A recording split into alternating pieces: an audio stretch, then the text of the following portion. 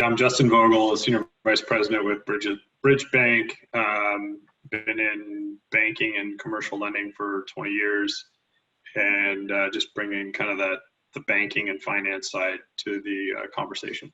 All right, thanks. Is it a glass half full or glass half empty perspective? Justin, how do you see it? I'm very, very cautiously optimistic. I think there is some upside, but there's a whole lot of unknown. So I can definitely find myself at moments leaning more toward Jeff's position. Fair enough. It's a crazy world we're living in right now. I'd like to hear from everybody just to set the stage a little bit. How has COVID-19 changed the way in which each of your firms operates? And there's some obvious ones, but maybe share some of the ones that are some changes that aren't so obvious as well. Justin, on the banking lending side, what are you seeing? Yeah, I mean, obviously we're all working from home. We have been for the last couple of months, although our locations in different states have been open for a while now, and especially in places like Arizona, Georgia, Nevada, things like that. But I would say just from an operational perspective, we definitely, when this all when the stay-at-home order, shelter-in-place order all went into effect, there was definitely a reaction within the bank to shift from a growth and origination mode to a very quick identification of where the gaps in the portfolio might be and things like that. And we've I think shored that up quite a bit and are cautiously looking at new deals again. But that was definitely the initial shift internally, was all hands on deck, making sure we're shoring up any gaps in the existing portfolio. And then, we had PPP come through. That was an interesting experience. And now we have the forgiveness for PPP coming next month. So there's definitely some changes in the banking world for sure. As we're starting to transition back into the office, I think each of you have got, we're all at a different place on that. What are you seeing as the risks that are starting to emerge as we go back to into the office and easing the work from home environment and mandates? I was looking at one statistic this morning, and it said that 64% of Americans would blame the company, not the hacker, for a loss of personal data. And as the rules change and as there's shifts, that seemed, I've seen chaos. I've seen really well planned transitions, and maybe each of you could opine on what do you think the top risks are that we're going to face as we start bouncing back from this work from home and shelter in place mandate. From a lending side, are you seeing growth and companies being spurred into new directions, positive directions, based on some of that and new opportunities, obviously, to put capital to work as people are coming back to work? Yeah, I mean, I think PPP, for those companies that were able to get it, it was a successful tool.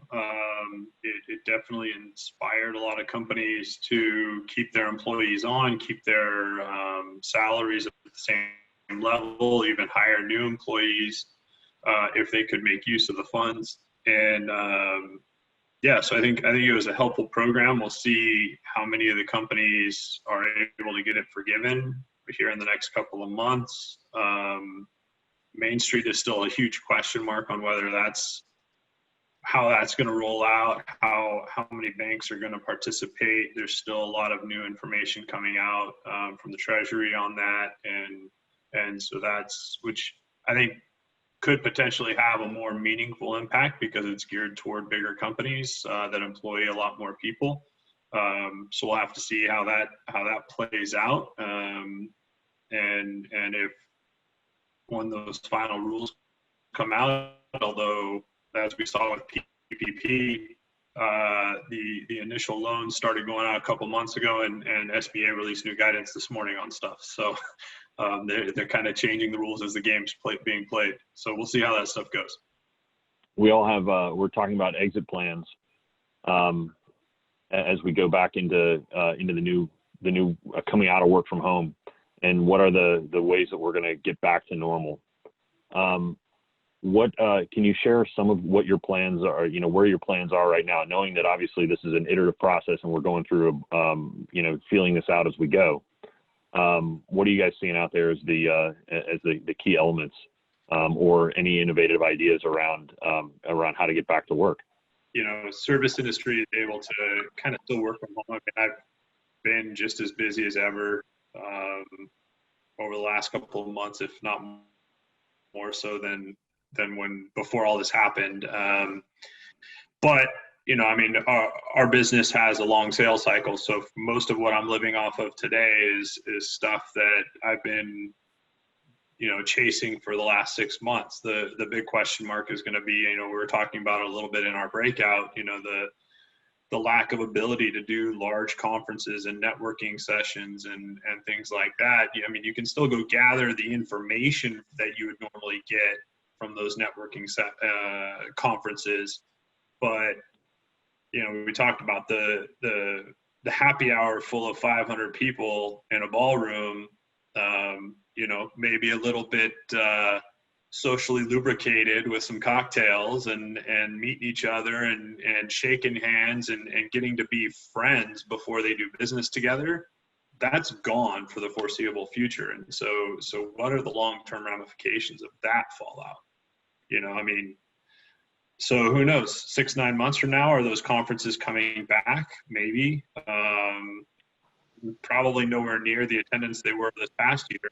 So that'll be the interesting piece, to see how long it takes for those types of things to come back at the same scale they were at before. Yeah, it's like to do business in a social setting like that. I mean, what's the anatomy of sale? First thing is you do business with people you like. Right. And so how do you get to know people and really, read the body language? And Justin, I imagine for when you're talking about lending or investing, looking somebody in the eye and really seeing body language and getting to trust people on both sides of the table is critical. I imagine that's going to be pretty challenging to approximate that.